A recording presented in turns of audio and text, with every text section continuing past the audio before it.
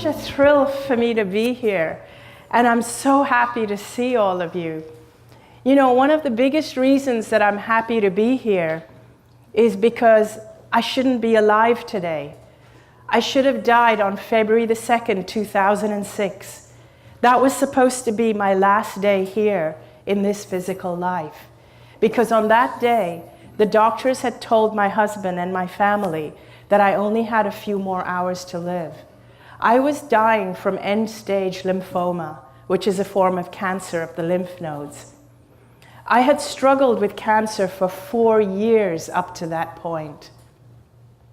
For 4 years, this disease had devoured my body. It had traveled through my lymphatic system. It started with a lump in my neck, and then it spread throughout my lymphatic system. And by that point, by the end of 4 years, I had tumors, some of them the size of lemons, that had spread from the base of my skull, all around my neck, down into my chest, under my arms, and all the way to my abdomen. By that point also, even before I had gone into the coma, my lungs had been filled with fluid. And every time I would lie down, I would choke on my own fluid. My muscles had completely deteriorated, so I weighed about 85 pounds. I looked like just a skeleton with skin on. I had these big, gaping, open skin lesions where the toxins were oozing out of my body. I wasn't able to digest any food. I had a persistent low-grade fever. I couldn't walk because my muscles had been deteriorated, so I was constantly just lying down or being taken around in a wheelchair. I was connected to an oxygen tank all the time. I couldn't breathe without the aid of oxygen. And on that morning, on February the 2nd, 2006, I went into a coma. The doctors had said these were my final hours because now my organs had shut down. My organs were failing. So my family were told that if there was anybody that had to see me before I died, this was the time. Unbeknownst to everyone around me, though, even though it appeared that I was in a coma and my eyes were closed, I was aware of everything that was going on all around me. I was aware of my husband, who was distressed, but he was by my side holding my hand. I was aware of everything the doctors were doing. They were putting tubes in me. They were removing fluid from my lungs so that I could breathe easier. I was aware of every single thing that was happening. It felt as though I had 360-degree peripheral vision. I could see everything happening all around my body. But not just in the room where my body was, but even beyond. And it was as if I had expanded out of my body. I was aware of my physical body. I could see it lying there on that hospital bed. But I was no longer attached to that body. It felt as though I could be everywhere at the same time. It was like wherever I put my awareness, there I was. I was aware of my brother, who was in India. My body, I was in Hong Kong. This was happening to me in Hong Kong. My brother was in India and was rushing to get on a plane to come and see me. He wanted to see me before I took my last breath. And I was aware of that. I felt as though I was with him. I saw him on the plane. And then I also became aware of my father and my best friend, both of whom I had lost. Both of them had crossed over, had died. But I became aware of their presence with me, as though they were guiding me and communicating with me. One thing that I felt in this amazing, expansive state, I felt I was in like a realm of clarity, where I understood everything. I understood why I had cancer. I understood that I was much greater. In fact, all of us are much greater and more powerful than we realize when we're in our physical bodies. I also felt as if I was connected to everybody, like all the doctors that were treating me, the nurses, my husband, my mother, my brother, and everybody. I felt as though we all shared the same consciousness. I felt as though I could feel what they were feeling. I could feel the distress they were feeling. I could feel the resignation of the doctors.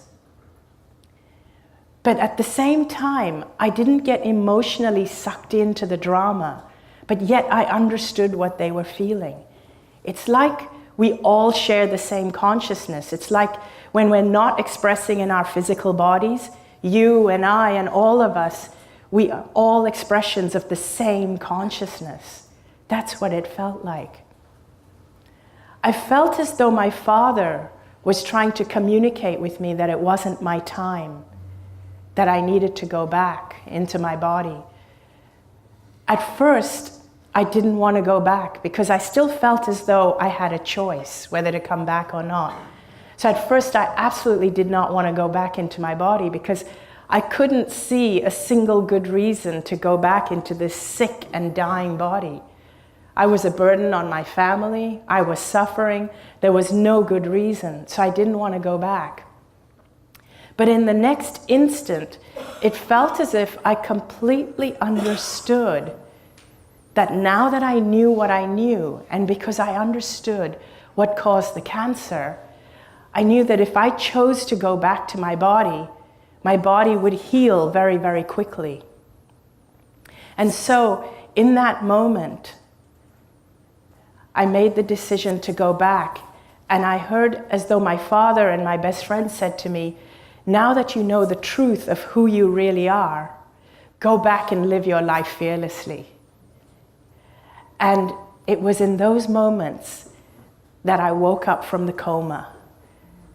And my family was so relieved to see me. And the doctors, they couldn't explain it. The doctors were there and they were surprised, but they were being very, very cautious because there was no way of knowing. I was still so weak. There was no way for anyone to know whether I was going to stay out of the coma or heal or go back. But I knew I was going to be fine, and I was telling my whole family, I'm going to be fine. I know I'm going to be fine. It's not my time. Within 5 days, the tumors in my body had shrunk by 70%. After 5 weeks, I was released from the hospital to go home. I was completely cancer-free. Now, what has happened is that I've had to pick up my life from that point. And as you can imagine, my life feels completely different. It changed my view of the world. That experience changed my view of our physical bodies, of my physical body, of illness, and how I perceive the world. I found it very difficult to integrate back into life again after that experience. And the best way I can think of to explain what it feels like would be to use metaphors. And a metaphor that I like to use is one of a warehouse. I'd like you to imagine, if you will, that we are in a totally darkened warehouse that's pitch black. Just imagine that right now you're in a warehouse that's completely pitch black and you can't see anything because it's so dark. You can't see anything in front of you anywhere. But imagine that in your hand you hold a little flashlight, just a little flashlight, and you switch on that flashlight. And with that flashlight, you navigate your way through the dark. And you use just the beam of that little flashlight to navigate your way in the dark. And everything that you see in the warehouse is only what you can see with the beam of that flashlight. Now imagine if the beam is shining over there, all you see is what's over there. Everything else is in darkness. You shine the beam over there, and all you see is that spot there. Everything else is in darkness except for the light of the beam. Now imagine one day, big floodlights go on. So the whole warehouse is illuminated. and you realize this warehouse is huge. It's bigger than you've ever imagined it to be. And it's lined with shelves and shelves and shelves of all kinds of different things. Every kind of thing you can imagine and things you can't even imagine all exist on these shelves, side by side by side. Some of these things are beautiful, some not so beautiful, some large, some small, some things in colors you've never ever seen before, colors you've never imagined to exist, and some things that are strange and funny looking, all exist side by side. And you've seen some of them before with your flashlight, but many of them you've never seen before because your flashlight had never shone on it. Now imagine if the lights go back off again and you're back to one flashlight. Now, even though all you can see is what you see with the one flashlight, the beam of one flashlight, at least you now know there is so much more that exists simultaneously and alongside the things that you can see. You now know that just because you cannot see them, you cannot experience it, doesn't mean it doesn't exist. You now know that because you've had that experience. That's what it feels like to me. It feels like so much more exists than what we believe. So much more exists than what we have experienced. It's just beyond our flashlight. And just to help you understand that a little bit better, I'd like to try a little game, a little experiment with you. I want you to look around the room and find everything you can that is shades of red, everything from red to burgundy. Just look around and commit it to your memory. As many as possible, commit it to your memory, because I'm going to ask you to recall it. Okay, close your eyes, face the front. Now, how many things can you recall that are blue in color? Almost none. Think about it, almost. Now open your eyes and look around. See how many blue things there were that exist alongside the red, but you didn't even notice it. You didn't see it. Why? Because you weren't aware of it. The beam of that flashlight, what is that? That is your awareness. That beam is your awareness. When you flash your awareness on something, it becomes your reality. It becomes what you experience. There can be something else that's right under your nose, but if your flashlight is not shining on it, you won't even notice it. You won't even be aware of it. Think about this. Think about all the billions of dollars we are spending on cancer awareness. Think about all the cancer awareness campaigns. Imagine if we put that much money, energy, and effort into wellness awareness. What a different world we would have. Imagine if we put all our effort into peace instead of into fighting and wars. We would have a very different world if we changed our awareness. To bring it down onto a more personal level, I want to share with you the 5 biggest lessons I learned from this experience. Number 1, the most important thing that I learned, the most important thing we have here to focus our awareness on is love. That is number 1. And when I say love, it's very easy to say, or for us to say, we need to love other people. But one of the things I learned is that one of the reasons I got cancer is because I didn't love myself. That's hugely important. When we love ourselves, we value ourselves. When we value ourselves, we teach people how to treat us. When you love yourself, you find no need to control or bully other people, nor do you allow other people to control or bully you. So loving yourself is as important as loving everybody else. And the more you love yourself, the more love you have to give other people. Number 2, the next biggest lesson I learned was to live life fearlessly. Most of us are brought up on a diet of fear. We're taught to fear everything. I used to fear everything. I used to fear cancer. I used to fear eating the wrong foods. I used to fear displeasing people. I feared just about everything. I feared failing, and most of us are brought up fearing everything. And people think that fear keeps you safe. That's actually not true. Love keeps you safe. When you love yourself and when you love other people, you'll make sure that you keep yourself safe and that you keep other people out of danger's way. Love keeps you much safer than fear does. The third thing I learned that is so important is humor and laughter and joy. We're born knowing this stuff. We're born knowing that it's important to laugh because that's what kids do all the time. We're born knowing love and fearlessness, but it gets conditioned out of us as we grow up. Laughter is so important, and humor and finding your joy in life. It's more important than any other spiritual activity that you can think of. If we had more laughter, in fact, if even our politicians learned to laugh, we'd have a very different world.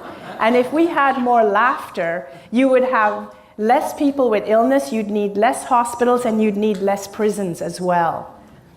The fourth thing I learned is that life is a gift. It really is. Most of us live our lives as though life is a chore, but it shouldn't be that way.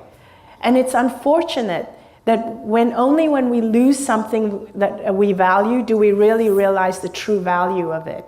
And it took me losing my life to realize the value of my life. And I don't want other people to make the same mistake, which is why I'm standing here sharing my message. Because I don't want people to realize when it's too late the value of their life. And your life is a gift. Even the challenges that come to you are a gift. When I had cancer, that was the biggest challenge I could ever have. But today when I look back on it, I feel it's the biggest gift I could have had. People think that the cancer, or even I thought the cancer was killing me. But actually, I was killing myself before I got cancer. The cancer saved my life. All your challenges are gifts. In the end, you will in the end, you will always find that your challenges are a gift. And if you're in a challenge and it doesn't feel like a gift yet, it means you haven't got to the end yet. The fifth and final thing, which is so important that I learned, is that the most important thing for you is to always be yourself. Be as you can be. Shine your light as brightly as you can. Embrace your uniqueness. Just realize who you are, get to know who you are, love yourself unconditionally, and just be yourself. And with those 5 things, I invite you to go and live your life fearlessly. Thank you very much.